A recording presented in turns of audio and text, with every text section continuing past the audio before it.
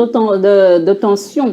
keroog procès bi nga xam ne mën nañu wax ne avocat Ousmane Sonko yi dañoo ñaan li nga xam ne moo nekk report ba le 16 mars la ñu fixé date beneen procès diggante Mame Mbaye Niang gis nga ce qui s'est passé avec Ousmane Sonko et ñi nga xam ne moo nekk force de l'ordre ñu bëri dañoo jàpp ne c'est de l'abus mais ñoom force de l'ordre yi pour jàpp ne aussi ils étaient dans leur rôle. mais xam nga ci ban jàngat aussi. xam nga ba ñu ne ku mu neex dem tribunal effectivement ku mu neex dem tribunal parce que le ministre Mame Mbaye Niang que nous respectons que les Sénégalais respectent certainement. te mu am nombal tànk moom si wàllu boppam bu muy dem demul moom kese tribunal. mais est-ce qu'il a fait une appel à une mobilisation? Non, je dis est-ce que tu as déjà vu un acteur politique au Sénégal. bu dem di répondre convocation wala di dem tribunal boo xam ne musul woote. Non. 2004 Idriss Seck si tu te souviens. bu muy génn di def sa déclaration devant son domicile du point pour dire que dara jotu ko il est en bonne santé woon na Sénégalais yi nangam sangam. Karim Wade bi ñu ko créé di woo waxuma la sax créé section recherche bu ñu koy tàmbalee di woo chaque jour bu ñu ko woowee ñaata nit ñoo doon taxaw buntu Colobane. bi ñu koy woo créé ñaata nit ñoo doon taxaw buntu créé. et cetera Khalifa Sall pareil Barthélémy Dias pareil. amul acteur politique ba si président Macky Sall bañ koy convoqué division des investigations criminelles. et je me souviens de cette célèbre phrase de l'avocat Boukounta si je ne me trompe su ma jumee mu baal ma bi muy wax que ni. bu ñuy annoncé ne dinañu convoqué diw këram famille président Macky Sall jamono ji opposant la waxoon na ni il ne restait plus qu'à convoquer le chien justement de la famille qui s'appelait Médor xawma Major xamatuma sax turu Médor ou Major donc quel que soit Alpha nous sommes dans le domaine politique parce que moom bu demee moom cundum te kii mu jàkkaarloo ñëw ay nitam fees saal ba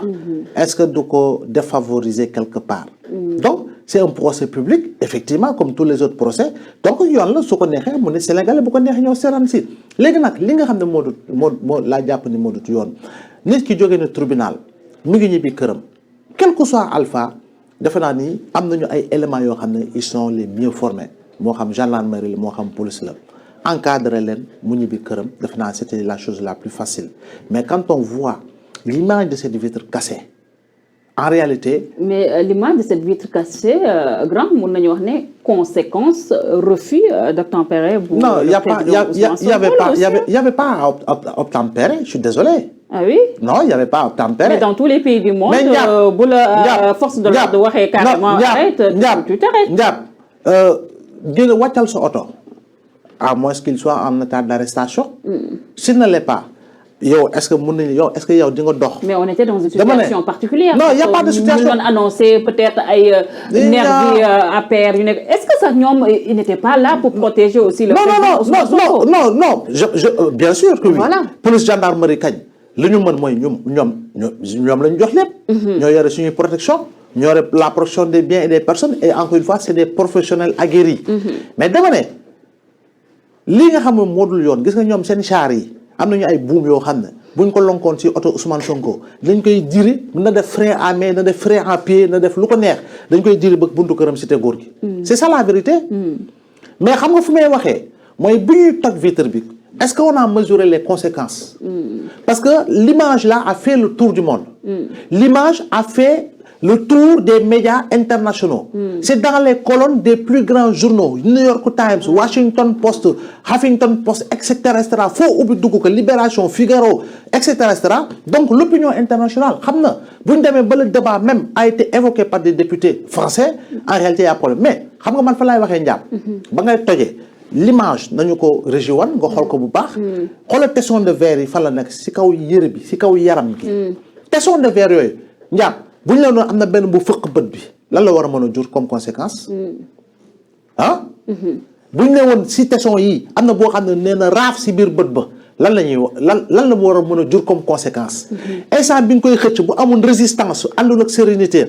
ñu ne mu jékki saa ñu seen ko mu mel ni ku daanu seen kopp lan la mën a jur comme conséquence man sens boobu laay waxee encore une fois parce que itam on n'analyse pas seulement dans un seul angle comme c'est comme le mot avec une signification au premier degré, comme le mot avec sa signification au deuxième degré, comme le mot avec sa signification au troisième degré. Donc man angle boobu laay waxee fort heureusement on a vu un homme très serein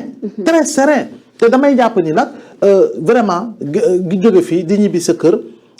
moo xam foo jaar nañ la encadrer lépp ci kaw jàmm ndax mbooloo ñëw na attroupement am na la chose la plus simple moo doon en tout cas à mon avis ñu éviter li nga xam ne mooy créer encore sentiment de frustration chez certains Sénégalais te itam bi gën a ñaaw encore mooy bi nga andee ba buntu këram te annoncé woon na ne dina def conférence de presse jóge buntu këram di dem permanence am nga empêché ko ba gazé ko te yow l'autre partie yaa ngi leen bàyyi ñoom ñuy def li nga xam ne moo di seen conférence de presse foofu encore une fois jugement bi si wàllu sénégalais yi wala ñenn si sénégalais yi dafay nekk jugement boo xam ne dañuy jàpp ni dañuy dóor doom di làq doom parce que itam kenn si ñoom c'est mon frère c'est mon ami le ministre Pape Malick comme toi comme keneen nous sommes tous frères et amis mais le ministre Pape Malick dafa dugg biir cité góor gi ànd ak ndaw mu ne Ousmane Sonko la prochaine fois boo justice bu la wooyu wul ñun ma ànd ak 5000 jeunes ñëw fekk la fii takk la yóbbu la je pense que c'est des discours politiques mais quelque soit je dis instant bi mu koy def je dis xam nga conséquence toujours man je regarde man j'essaie d'analyser avec froideur mais en profondeur mais Ndiap imagine toi jamono jooju bi mu koy def à la cité góor gi ay ndaw Ousmane Sonko wala ndaw l'opposition bi fekk ko foofu jàmmarloo am ça peut pas mener à des blessés graves ça peut pas mener à des morts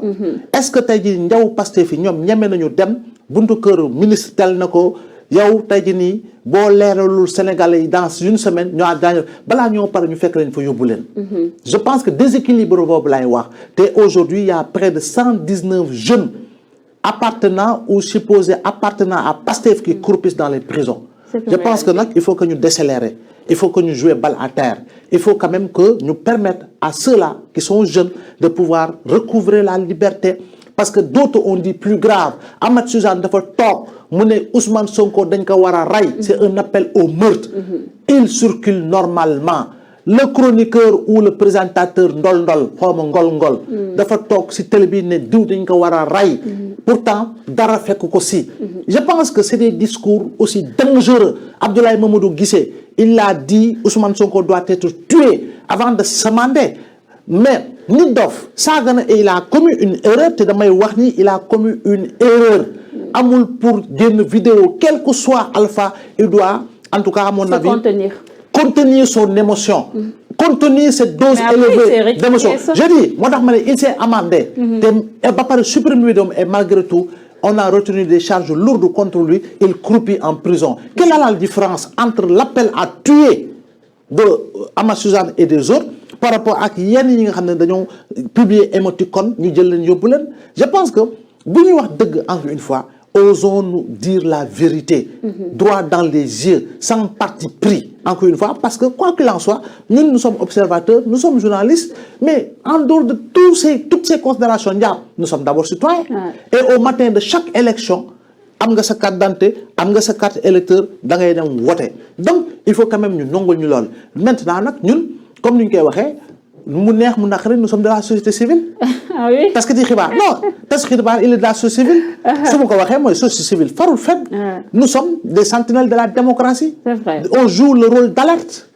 dañuy anticiper sur des événements. donc loolu boo koy def ba pare nga tëddee njaaxaanaay faroo feneen Ousmane Sonko il a des limites objectives. il commet beaucoup d'erreurs. te loolu il faut ñu nangu ko. il a des erreurs de communication yoo xam ne da koy def. am na yenn propos yoo xam ne damay jàpp ni moom waru koy tenir même su fekkee ni c'est le discours guerrier c'est le discours va-t-en-guerre boo xam ne jeunes yu bari ànd nañu si ak moom am na loo xam ne man damay jàpp ni fi mu toll am na loo xam ne dina ko war a mën a moytu. comme keneen nu mu ko war a mën a moytoo mais taxut itam loolu yëpp ñu ne la Pastef ak ñuy ànd ak moom rek la ñuy brimer moralement ñoom la ñuy brimer physiquement ils sont les seuls à être embastillés on ne leur pardonne absolument rien il a fallu qu'un jeune publie benn émoticône boo xam ne ree la ñu jëli ko yóbbu ko tëj ko. Et maintenant sax lu gën a grave dafa mel ni comme on est en face benn tentative de diabolisation de Ousmane Sonko wala de Pastef par rapport ak seen rapport ak ñi nga xam ne moo nekk les foyers religieux gis nga ce qui s'est passé à Touba le discours de cet avocat Ngagne Touré nga xam ne mun nañu wax ne peut-être nit yi dañ ko analyser au premier degré voilà. J'ai suivi des religieux et principalement des imams. yoo xam ne dañoo waxu Ngagne Demba li mu wax relativement à l'article 5 de Pastef moom si wàllu boppam